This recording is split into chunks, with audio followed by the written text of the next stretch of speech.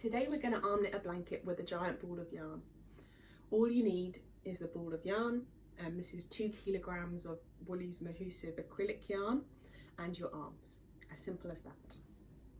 Now, to prepare to arm knit your blanket, you need to remove all of your jewellery, anything that's going to catch, bracelets, watches, rings, and make sure that you have your forearms free. So wear a short sleeve t-shirt or something that you can roll up. This just reduces the friction with the yarn and makes the knitting experience a little bit nicer. Lots of people prefer to stand up when they're arm knitting, but you'll want something like a table in front of you to take the weight of the yarn, and a chair to sit down when you're ready to relax into the knitting later. Or it's okay to sit down as well too. So let's get started. So with the 2 kilograms of yarn, you can make a blanket approximately 90 centimeters by 110 centimeters, or you can make a double bed runner, which is long enough to go over double bed. The technique is the same, it's just a different number of stitches. With the bed runner, it's 12 stitches, and with the blanket, it's 16 stitches. So not different at all, just a different number of stitches, but I'll let you know when that becomes important. So you've got your ball of yarn. The first thing that we're going to need to do is casting on. And casting on is just the name for creation of the first row of stitches. This is the hardest bit, and once you're past this, everything becomes very easy, but be ready for a little bit of brain gym first. Find the end of your yarn. We will be using a long tail cast on, and for anyone familiar with knitting, you'll know that a long tail cast on requires a long tail.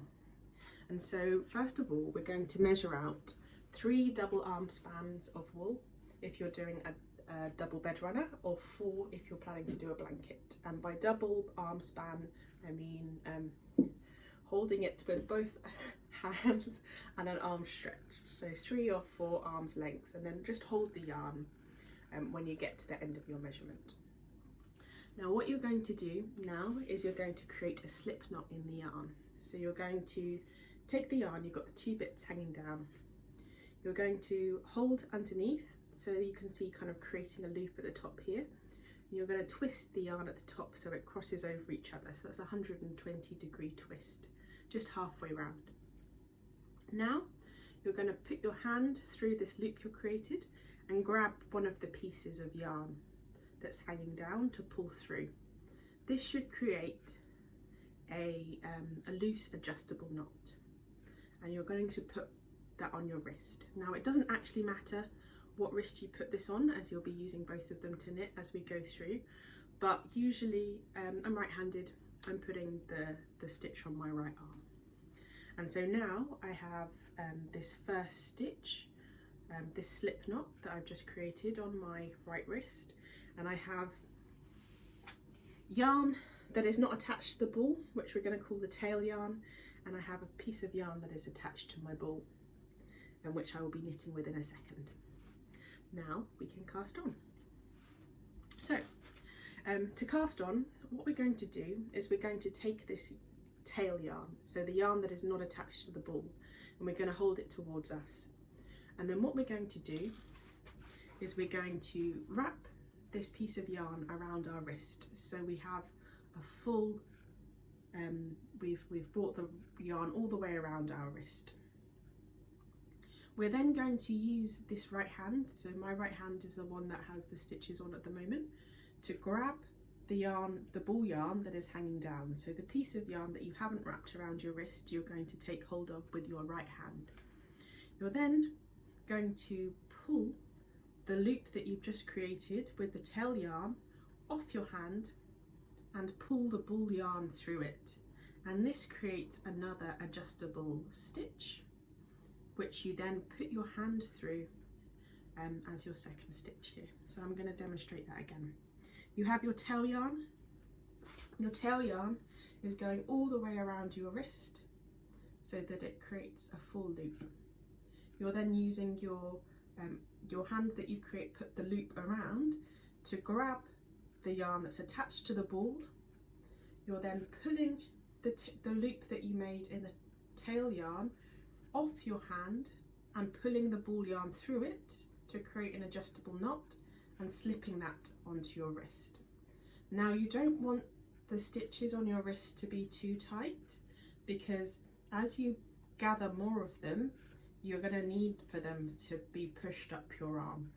So just make sure that they're loose enough to kind of hit your elbow. Now I have 3 stitches here. For the arm, for a blanket, you're going to be looking to generate 16 stitches, and for the double bed runner it's 12, and the first slip knot counts as your first stitch. So here I have 3 stitches. If I was going to do a double bed runner, I'd have 12 stitches. And so what you're going to do is continue this cast on technique until you have as many stitches as you feel that you need.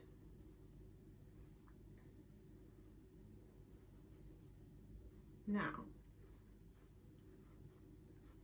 when you have your stitches, I've done a couple here, it's okay to bunch them up and to push them up your arm. They will survive and they will expand afterwards. That's 100% okay. We're going to knit. So the main thing to remember once you've cast on is that the tail yarn is now dead to us. If we accidentally start knitting with the tail yarn, we're going to have to go backwards, which is not fun, because A, going backwards is never that fun, but B, I'm not there to help you unravel either. So we have identified the ball yarn. This is the one that we're going to be knitting with, and that makes sense because obviously we want to be knitting for a very long time. We have our stitches. To knit is very, very simple indeed. So what you're going to do to knit is you're going to take the ball yarn in the hand that doesn't have the stitches on. You're going to pass that yarn, the ball yarn, into your palm, into the palm of your hand that has the stitches on. So you have the hand of the arm that has your stitches on. Lay that out so the palm is facing the ceiling. Take the ball yarn, place the ball yarn into your palm and hold tight. You're now going to pass the first stitch on your hand off your wrist, over your hand, so that you've now created another adjustable stitch with the ball yarn, and you're going to place that new stitch onto your other arm. So I'll just explain that again because that wasn't entirely clear. You have your arm with the majority of the stitches on. You're going to hold that so the palm is facing the sky. You're going to take the yarn attached to the ball and you're going to place it into that palm and hold tight. You're then going to pull the first stitch that is on that hand off of the hand, which creates a new adjustable stitch, which you then put your other hand into to transfer onto the other arm. So you take the ball yarn into the hand with the stitches, pull a stitch off, transfer onto the other side. Take the yarn in the ball yarn in the hand with the stitches, pull the first stitch off, transfer to the other side. Take the ball yarn into your hand, pull the stitch off and transfer to the other side, and keep doing that until there is no stitches left on your arm. And then once you have all of your stitches transferred to your other arm, all you're going to do is go backwards. So again, the instructions are exactly the same. You put your palm of the hand with the stitches up to the sky. You place the ball yarn away from you into the hand with the stitches and close tight. Pull the first stitch off to create a new adjustable knot and transfer. So we're taking the ball yarn into the hand with the stitches, pulling the first stitch off to create adjustable knot and transferring to the other side. That's it. So that is the knitting technique. You're going to continue this knitting technique until you have about 2 double arm spans of yarn left, which you can stop to measure or have someone nearby help you to measure as you get to the end. But once you've got the knack of the knitting, which you probably will have in a couple of rows, you can sit down with a cup of tea if you can manage to take one when your arms are this full, and enjoy the knitting, and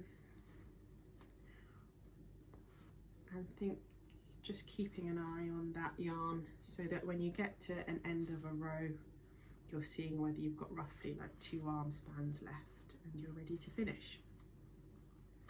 So let's say I had completed my blanket, more of a pillowcase I have here, and I was ready to cast off. Now casting off is simple too, but casting off is just the name we give to kind of binding off all of the stitches. So we have whatever yarn we have left, it's the ball yarn, but there's not going to be a ball anymore. We're going to knit 2 stitches like you've been doing all the way along onto your other hand. So you have 2 stitches, 2 new stitches on kind of the empty arm. You're then going to pull the first stitch that you knitted over the top of the second one and off your hand, leaving you with 1 stitch. You're then going to knit another stitch from the other arm again, so that you now again have 2 stitches on your kind of lesser stitch hand. You're going to pull the second stitch over the third stitch, so you have 1 stitch remaining. And you're going to continue just knitting 1 stitch and passing 1 stitch. Knitting 1 stitch and passing 1 stitch. Knitting 1 stitch, passing 1 stitch. Knitting 1 stitch, passing 1 stitch, until you have no stitches left. And then to finish, all you'll do is cut your yarn, pass it through the very last stitch and pull tight, and you will have, well, a much bigger blanket than I have just mustered up. Might be a miniature cat bed, who knows. But all you could do now is cut off the tails at the end. You see here I have a very long tail. What I would do is weave this yarn through the top and cut it off. Now you don't want to cut it off at the very end because it will unravel, but if you weave it through, it will just take it away from the knot enough that you'll have a clean edge. And you can use your spare yarn to do pom-poms, to do tassels, or anything else you might find crafty to do with it. But that is as simple as that. This is how you arm knit a blanket. Thank you.